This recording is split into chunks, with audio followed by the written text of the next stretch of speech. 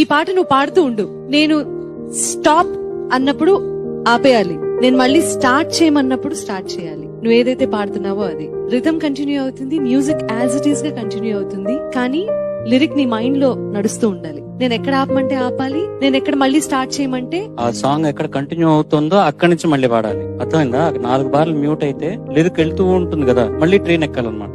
ఆ ట్రైన్ ఎక్కడెక్కాలో అక్కడికి వెళ్ళిపోతుంది. శుభకరుడు సురుచిరుడు భవహరుడు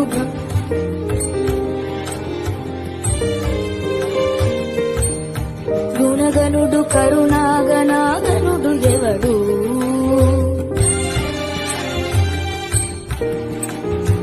అల్లారు ముందుగా అలరారు అందాల అమృతరస చందనుడు రామచంద్రుడు కాక ఇంకెవ్వడు.